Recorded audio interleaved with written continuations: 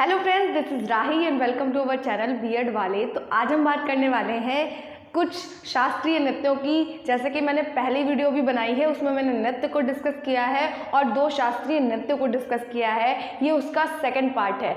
अब मैं आज इसमें 3 और शास्त्रीय नृत्यों को डिस्कस करने वाली हूँ और 5 आपके लिए इनफ हो जाएंगे। अगर आता है कि नृत्य में शास्त्रीय नृत्यों का उल्लेख करने के लिए, तो आप इन 5 शास्त्रीय नृत्यों का उल्लेख आराम से कर सकते हैं। तो आइए हम उन 3 को देख लेते हैं। अगर आपको लगता है कि आपको और चाहिए तो आप कमेंट सेक्शन में बताइए, और की भी वीडियो मैं अपलोड कर दूंगी। तो आज हम देख रहे हैं कि कथक क्या है। तो कथक कहाँ का है? उत्तर भारत का शास्त्रीय नृत्य माना जाता है। नृत्य जैसे कि हम समझ ही चुके थे कि हाथों पैरों के संचालन द्वारा जब हम अपने भावों को व्यक्त करते हैं तो हम उसको नृत्य कहते हैं। हमने 3 टाइप के देखे थे।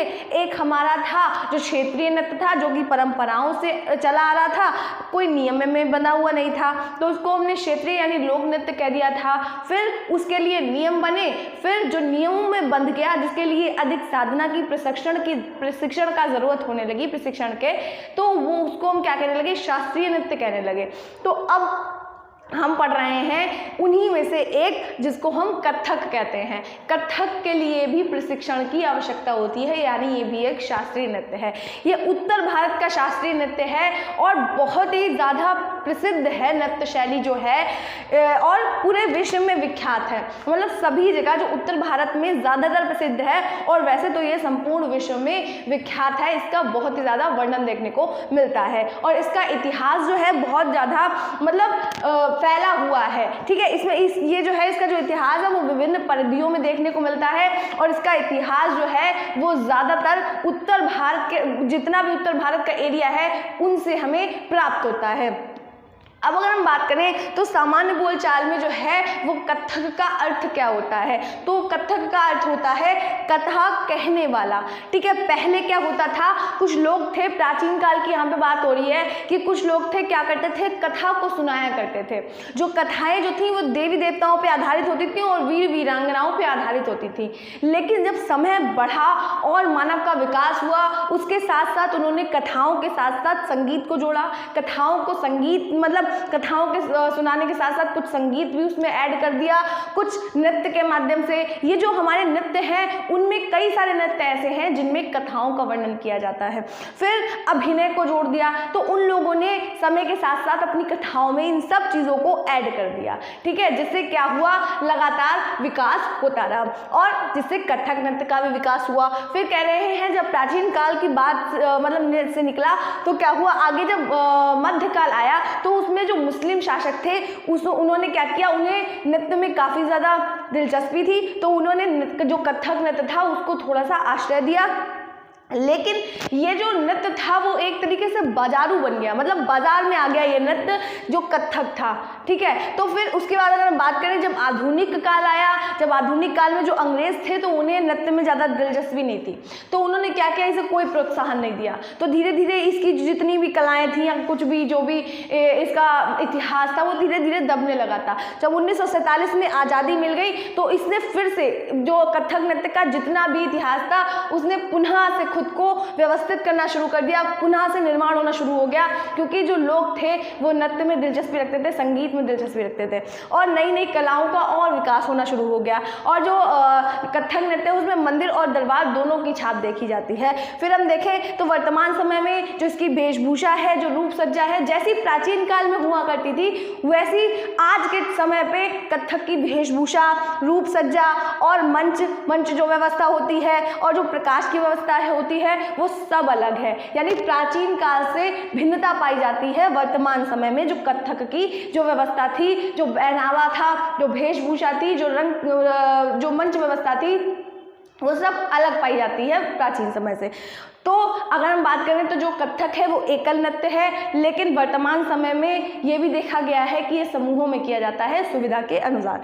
फिर कुछ महान गुरु हैं जिन्होंने क्या किया है, इसको सम्मान दिलाने के लिए, जो कथक नृत्य है उसको सम्मान दिलाने के लिए अथक प्रयास किए, जिसमें से नाम आता है ठाकुर प्रसाद जी का, दुर्गा प्रसाद जी का, और भी कई सारे ऐसे लोग हैं जिन्होंने अपने पूर्ण प्रयास किए हैं कथक को, मतलब कथक का पूरा विश्व में विख्यात करने का उन्होंने अपने पूरा प्रयास किया है, ठीक है, कि कथक एक बहुत ही सुंदर और प्राचीनतम नृत्य शैली है, ठीक है, और उसके जो गुण हैं वो लोगों को बताने का प्रयास किया है कि इसकी जो मुद्राएं हैं वो किस प्रकार की हैं और इनको करने से आनंद की अनुभूति होगी। और बस ठीक है। तो जो थे, जो ये लोग थे, उन्होंने क्या किया, नृत्य को यानी जो कथक नृत्य है उसे सम्मान दिलाने के बहुत सारे प्रयास किए। तो अब हम देखते हैं कि कथक की वेशभूषा क्या है, कि कथक को करते समय कि किसको क्या पहनना चाहिए। जो पुरुष हैं वो क्या पहनते हैं, तो पुरुष ज़्यादातर ये देखा गया है कि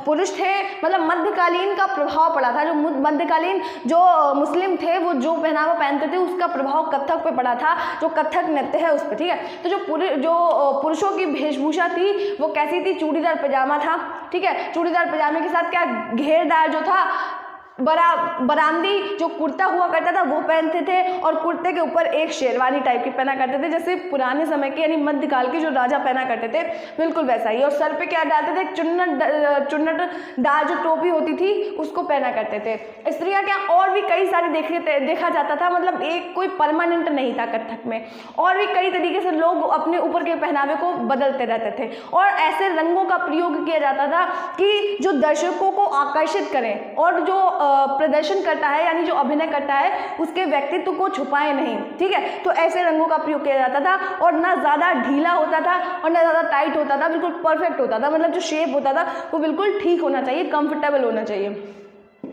और अगर हम स्त्रियों की बात करें तो स्त्रियां जो है वो साड़ी और ब्लाउज पहनती थी, ठीक है, अभी पहनती थी नहीं, मतलब पहनती हैं, फिर क्या है उल्टे पल्ले में पहनती हैं। और जो उत्तर प्रदेश है और जो बंगाल है वहाँ मतलब एक समानता पाई जाती है, बिल्कुल एक जैसा पहनावा देखने को मिलता है।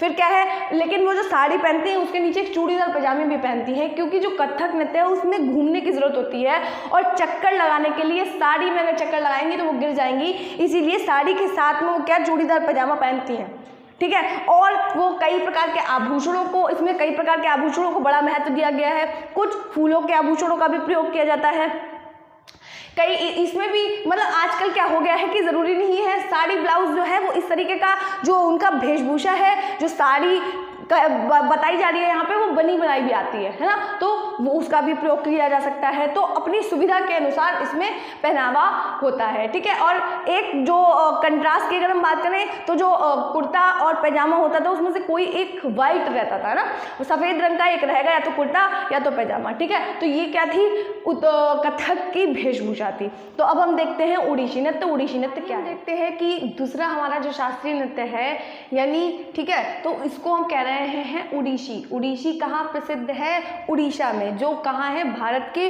पूर्वीय तटीय राज्य में स्थित है, जो भारत का इधर वाला जो हिस्सा है यहाँ पे, तो यहाँ पे क्या है, ये हमारा उड़ीसा जो राज्य है जिसकी राजधानी भुवनेश्वर है वो स्थित है। अब हम देख रहे हैं कि उड़ीसा मतलब जो नृत्य है वो किस प्रकार का नृत्य है। तो जितने भी भारतीय शास्त्रीय नृत्य हैं, जितनी भी संस्कृतियों में जितने भी शास्त्रीय नृत्य मिलते हैं उसमें सबसे मतलब अधिक अलग विशेषता है किसकी, उड़ीसी नृत्य की। ये बहुत ही ज़्यादा आकर्षक नृत्य है, इसे देख के लोगों को मतलब एक मंत्रमुग्ध हो जाते हैं, इस तरीके का नृत्य है। तो इसका जो वर्णन है वो कई शिलालेखों में मिलता है, और जो मतलब इसका जो उत्पत्ति है वो कहाँ से हुई है, इसकी उत्पत्ति उड़ीसा के ही प्राचीन मंदिरों में देखने को मिलती है, वहीं से ये उत्पन्न हुआ है। इसे उड़ीसा को जो है वो नृत्य नाटिका यानी परंपराओं से माना जाता है कि ये एक नृत्य नाटिका के रूप में प्रस्तुत किया जाता है, मतलब ये नृत्य के साथ में कुछ कथाएं हैं उनका वर्णन किया जाता है। इसका जो वर्णन है वो कोणार्क के जो सूर्य मंदिर है उसके केंद्रीय कक्ष में भी देखने को मिलता है। इसकी दो स्थितियां हैं, एक तो चौक है, दूसरा क्या है, त्रिभंग है, ठीक है। तो क्या है, इसमें क्या होता है, जो नृत्यांगनाएं हैं वो अपने शरीर को थोड़ा सा मोड़ती हैं और अपने घुटने को मतलब अपने शरीर को थोड़ा सा झुकाती हैं और अपने घुटने को थोड़ा सा मोड़ती हैं, ठीक है। तो क्या है, और क्या किया जाता है इसमें नवरस जो होते हैं वो और विभिन्न मुद्राओं के द्वारा इस नृत्य को प्रदर्शित किया जाता है। और त्रिभंग क्या है, त्रिभंग में क्या होता है, सिर को, शरीर को और पैरों को आपस में बांध दिया जाता है और उस पर ध्यान केंद्रित किया जाता है, क्योंकि क्योंकि इसमें क्या किया जाता है, विष्णु के जो 8वें अवतार थे जिनका नाम भगवान श्री कृष्ण था, उनकी जो महिमा है, जगन्नाथ जी की जो महिमा है, उसका वर्णन किया जाता है, जो हमारा उड़ीसी नृत्य है। और ये जो नृत्य है वो पूरी तरीके से जगन्नाथ जी को यानी श्री कृष्ण भगवान को समर्पित माना जाता है और जगन्नाथ जी की कथाओं का वर्णन इसी के माध्यम से किया जाता है। कहाँ पे? उड़ीसा में। अब हम इसकी वेशभूषा की बात कर लें तो जो स्त्रियां हैं उनके लिए सामान्यतः साड़ी का प्रयोग किया जाता है। वर्तमान समय में कई सारे परिवर्तन देखे गए हैं। जो महिलाएं हैं वो क्या करेंगी, साड़ी का प्रयोग करेंगी नृत्य करते समय, जिसको हम कटकी या संबलपुरी के नाम से भी जो प्रसिद्ध है। ठीक है, इसमें विभिन्न प्रकार की अजीबोगरीब जो है वो डिज़ाइन देखने को मिलती है, जो कि बहुत अधिक आकर्षक और खूबसूरत होती है। जो लड़कियाँ हैं वो शलवार और कमीज का भी प्रयोग कर लेती हैं। ठीक है, तो क्या है, और इसमें विभिन्न प्रकार के मूल्यवान जो गहने होते हैं यानी जो आभूषण है उनका प्रयोग भी किया जाता है। जो पुरुष है वो सामान्यतः धोती और कुर्ते का प्रयोग करेंगे और कंधे पे क्या है, गमछा डालेंगे। ठीक है, तो ये क्या है, पहनावा है उड़ीसा का। लेकिन वर्तमान स्थिति जब परिवर्तित हुई तो इसका स्वरूप भी बदलता गया और इंसान ने अपनी आकर्षकता के लिए, मतलब अपने आप को सुंदर दिखाने के लिए अपनी सुविधा अनुसार इस शैली में कई प्रकार के परिवर्तन किए हैं। तो आइए हम अगली देखते हैं जो हमारी है मणिपुरी। आइए हम लोग देखते हैं अगला शास्त्रीय नृत्य। इसको हम जागी के नाम से भी जानते हैं और ये जो नृत्य है वो अपने स्थल यानी जगह के नाम से प्रसिद्ध है। यानी मणिपुर में किया जाने वाला ये नृत्य मणिपुरी के नाम से प्रसिद्ध है। ठीक है, इसमें क्या किया जाता है, रास लीलाओं को प्रस्तुत किया जाता है। जो रास लीला होती हैं वो भगवान श्री कृष्ण और राधा जी के जो भी रास लीलाएं उन्होंने रची हैं, ठीक है, तो उन सब का वर्णन काहे में मिलेगा, हमें मणिपुरी नृत्य में देखने को मिलेगा, जो कि बहुत ही ज़्यादा आकर्षक होता है। ठीक है, और इसे देखने वाला ना बहुत ही ज़्यादा मंत्रमुग्ध हो जाता है। और इसमें जो मुद्राएं हैं, जो स्मृतियाँ, मतलब जो कलाएं हैं वो बहुत ही ज़्यादा सुंदर है और इसका जो पहनावा है वो बहुत ही ज़्यादा आकर्षक होता है। फिर अगर हम बात करें तो इसमें जो शरीर होता है वो जो है वो धीमी गति से कार्य करेगा। ठीक है, फिर क्या होता है, इसमें मुख के जो संकेत होते हैं उनमें बड़ी ही ज़्यादा भव्यता होती है। ठीक है, और वो बड़े ही ज़्यादा मनोहर लगते हैं और मनमोहक लगते हैं और जो देखने वाले को बहुत अधिक प्रभावित करते हैं। इसमें क्या होगा, जो गति है, ठीक है, गति कहाँ से आएगी, भुजाओं से उंगलियों तक प्रभावित होती है। इस तरीके से नृत्य किया जाता है कि जो गति है वो भुजाओं से उतरते हुए कहाँ, उंगलियों में आएगी। ठीक है, फिर क्या है, जो पुरुष है वो क्या करते हैं, जो ढोलक है जब वो बजाई जाती है तो ढोलक पे पूरी शक्ति के साथ में पुरुष नृत्य करते हैं इस मणिपुरी नृत्य में। अब हम देखते हैं कि वेशभूषा क्या है। जो नृत्यांगनाएं हैं, मतलब जो महिलाएं हैं, वो क्या करती हैं, तो कमर से लेकर एड़ी तक एक स्कर्ट पहनती हैं। ठीक है, ऊपर एक ब्लाउज होता है, फिर उसमें क्या, जो स्कर्ट होता है वो बड़े ही खूबसूरती से कुछ कढ़ाई से जो है वो निर्मित होता है। जो पुरुष होंगे वो धोती पहनेंगे और नीले रंग के मुकुट का प्रयोग करेंगे। इसमें कई सारे वाद्य यंत्रों का प्रयोग किया जाता है, जिसमें एक ढोलक है, एक मजीरा है और भी कई सारे वाद्य यंत्र हैं जिसका प्रयोग किया जाता है। ये बहुत ही मनोहम दृश्य होता है जब भगवान श्री कृष्ण की लीलाओं को प्रदर्शित किया जाता है एक नृत्य के माध्यम से।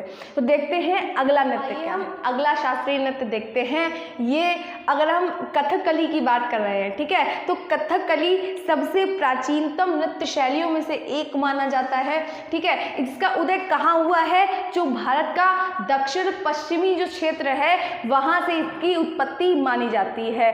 और ये कहाँ का शास्त्रीय नृत्य है, तो केरल का शास्त्रीय नृत्य है और ये समूह में किया जाने वाला नृत्य है। इसका अर्थ अगर हम देखें तो कथकली को कथा नाटक के रूप में भी व्यक्त किया जाता है। अब कथकली मलयालम के दो शब्दों से मिलकर बना है। एक तो कथ का अर्थ है कहानी और कली का अर्थ है नाटक, यानी नाटक। तो इसके कुछ पहलू हो जाते हैं विभिन्न, है ना। इसमें क्या होता है, ये जो ऐसा शास्त्रीय नृत्य है जिसमें हाथ की जो मुद्राएं हैं उनका विशेष योगदान होता है। जैसे कि जो शास्त्रीय नृत्य है उनके अकॉर्डिंग इसमें कई प्रकार की झलक दिखाई देती है। लास्य नृत्य और तांडव जो नृत्य है उसकी झलक कथकली में देखने को मिलती है और इसमें हाथों की मुद्राओं का विशेष योगदान माना जाता है। और इसमें कुछ विभिन्न पहलू हैं जैसे नाट्यम, नृत्यम, गीत, वाद्यम। जहाँ नाट्यम का मतलब होता है चेहरे के भाव का प्रतीक है, जो नृत्यम है वो ताल एवं शरीर के विभिन्न अंगों के संचालन का प्रतीक है, जो नृत्यम है वो सात हाथ के इशारों का प्रतीक है,